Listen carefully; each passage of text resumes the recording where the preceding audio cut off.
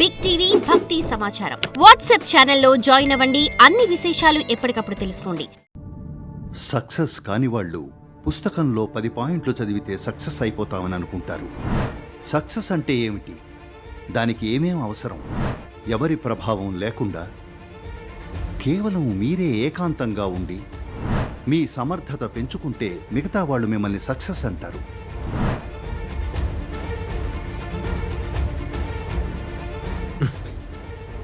సక్సెస్కి టిప్స్ ఉండుంటే ప్రతి ఒక్కరూ సక్సెస్ అయి ఉండేవారు. సక్సెస్కి టిప్స్ లేవు. బరిలోకి దిగాలి, 1,00,000 పనులు చేయాలి. సక్సెస్ కానివాళ్లే లేదా అంతగా సక్సెస్ కానివాళ్లే ఎక్కడో ఒక పుస్తకంలో 10 పాయింట్లు చదివితే సక్సెస్ అయిపోతామని అనుకుంటారు. సక్సెస్ అయిన వాళ్లకు తెలుసు, వాళ్ళు రోజూ తలకిందులుగా తపస్సు చేస్తారు. సరేనా? పార్టీలో మాత్రమే నిటారుగా నిలబడతారు, మిగతా సమయమంతా తలకిందులుగా తపస్సే. మనం ఇది అర్థం చేసుకోవాలి. సక్సెస్ కావాలనుకుంటే సక్సెస్ వెనక పడకండి. మీరు సాధించాల్సింది సామర్థ్యాన్ని. సమర్థత పెంచుకుంటే, ఏదైనా బాగా చేస్తే మిగతా వాళ్ళు మిమ్మల్ని సక్సెస్ అంటారు. మీకు మీరే నేను సక్సెస్ అనుకుంటే అది తెలివి తక్కువతనం కదా. మీరు ఏదో చేస్తున్నారు, దాన్ని బాగా చేస్తున్నారు. ఊర్లోనో దేశంలోనో ప్రపంచంలోనో ఇతరులు ఓ తను నిజంగా సక్సెస్ఫుల్గా చేస్తున్నాడని అంటారు. మిమ్మల్ని గొప్పగా చూస్తారు. అది పర్వాలేదు. మీకు మీరే నేను గొప్ప అనుకుంటే అది పిచ్చితనం. సరేనా? సక్సెస్ వెనక పడకండి. మీ శక్తిని సామర్థ్యాన్ని పెంచుకోండి.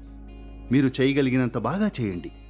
మీరు ఎవరో చేసినంత బాగా చేయలేకపోవచ్చు, కానీ మీ సామర్థ్యం మేరకు బాగా చేయగలరు. కాబట్టి మీ సామర్థ్యం మేరకు బాగా చేస్తే అది ఒక స్థాయిలో ఉంటే ప్రపంచం గుర్తిస్తుంది, లేకపోతే మీ వరకన్నా సంతోషంగా ఉంటారు. So, what does success look like? Success అంటే ఏమిటి? దానికి ఏమేం అవసరం? చూడండి, నాకు కొందరు తెలుసు, ఫ్యామిలీ ఇంకా ఫ్రెండ్స్. వాళ్ళు ఎప్పుడూ టైంకు బ్రేక్ఫాస్ట్ చేస్తారు. బ్రేక్ఫాస్ట్ వెంటనే కాఫీ తాగాల్సిందే. కాఫీ తర్వాత సిగరెట్ వెలిగించాల్సిందే. అలా చక్కగా కూర్చుని, ఎందుకంటే ప్రశాంతంగా వాళ్ళని ప్రయత్నిస్తున్నారు.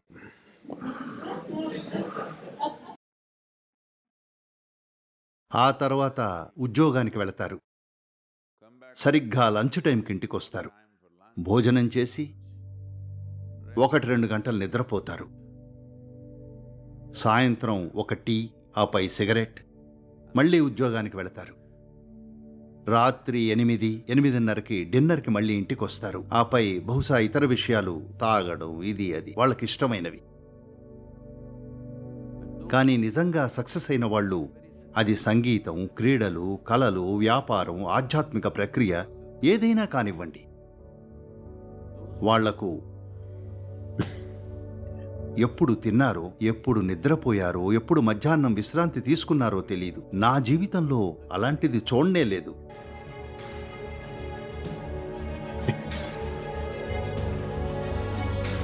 అందుకే తాము చేసేదానిలో విజయవంతం కావాలనుకునేవాళ్ళు, వాళ్ళ జీవితంలో ఒక ముఖ్యమైన అంశం ఏమిటంటే, కొంచెం సౌకర్యంగా అనిపించినంత మాత్రాన వాళ్ళక్కడ సెటిల్ అవ్వరు. ఎందుకంటే మీకు సౌకర్యం కలిగేది మిమ్మల్ని సమాధిలో పెట్టినప్పుడే. చాలా సౌకర్యంగా ఉంటారు. కానీ ఇప్పుడు ఏది ముఖ్యమంటే, జీవితానుభవం గొప్పగా ఉండాలి. ఇంకా చేసే పని ప్రభావవంతంగా ఉండాలి. ఎందుకంటే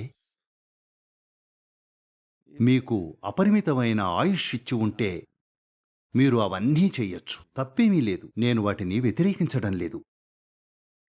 కానీ మీకు ఇవ్వబడింది చాలా తక్కువ సమయం. మానవుడిగా ఉండటంలోని సంభావ్యతలతో పోలిస్తే అదే సమస్య.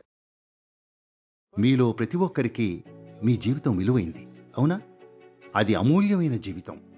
అది అంత విలువైందైనప్పుడు ఈ జీవితాన్ని ఎక్కడ పెట్టుబడి పెట్టాలనుకుంటున్నారు? ఎందుకంటే మీరు, నా జీవితం అనేది కేవలం కొంత సమయం, ఇంకా కొంత శక్తి మాత్రమే, అవునా కదా? అవునా? మీరిక్కడ కూర్చుని ఉండగా మీ జీవితం గడిచిపోతోందా లేదా? గడిచిపోతున్నది టైము కాదు, గడిచిపోతుంది మీ జీవితం. అవునా కాదా? So this energy that you call as my life, మరి నా జీవితం అనే ఈ శక్తిని ఎక్కడ పెట్టుబడి పెడతారు? నిజంగా విలువైన పని చేస్తుంటే ఏం జరిగిందో తెలిసేలోపే అది అయిపోతుంది. పనికిమాలిన పని చేస్తుంటేనే జీవితం చాలా పొడుగ్గా అనిపిస్తుంది. గమనించారా? ఫలానా రోజున మీరు చాలా సంతోషంగా ఉన్నప్పుడు 24 గంటలు అలా గడిచిపోతాయి, క్షణకాలం అన్నట్టుగా. అదే బాధలో ఉన్నప్పుడు 24 గంటలు 10 సంవత్సరాల్లా అనిపిస్తుంది. గమనించారా లేదా? కాబట్టి దుఃఖంలో ఉన్న వాళ్లకే పొడవైన జీవితం ఉంటుంది. ఆనందంగా ఉన్నవాళ్లకి జీవితం అలా వెళ్ళిపోతుంది, 2 రోజుల్లా అలా గడిచిపోతుంది. మీరు నిజంగా సృష్టించాలనుకున్నది సృష్టిస్తున్నప్పుడు. అందుకే ప్రతి యువతి యువకుడు చేయాల్సిన ఒక పని ఏమిటంటే, మీ వయసులో ఉన్న ఇతరుల ప్రభావం లేకుండా, మీ ప్రొఫెసర్ల ప్రభావం లేకుండా, మీ తల్లిదండ్రుల ప్రభావం లేకుండా, అలాగే ఏ ఇతర ప్రభావం లేకుండా కేవలం మీరే ఎక్కడన్నా ఏకాంతంగా ఉండండి. కనీసం 2-3 రోజుల పాటు ఉండండి. పరిశీలించి చూసుకోండి, ఈ అమూల్యమైన జీవితాన్ని దేనిలో పెట్టుబడి పెట్టాలనుకుంటున్నాను. ఇప్పుడు విలువైనది, 50 సంవత్సరాల తర్వాత కూడా విలువైనదిగా ఉండేది ఏది, నా జీవితాన్ని వెచ్చించదగ్గది ఏది అని. ఆపై మీ జీవితాన్ని దానిలో పెట్టుబడి పెట్టండి. అది ఏదైనా పర్వాలేదు, ఎంత చిన్నదైనా ఎంత గొప్పదైనా. ఇది నిజంగా విలువైందని మీరు భావిస్తున్న దాంట్లో మీ జీవితాన్ని పెట్టుబడి పెడితే అది సార్థకమైన జీవితం అవుతుంది. For more videos like this, subscribe Big TV channel.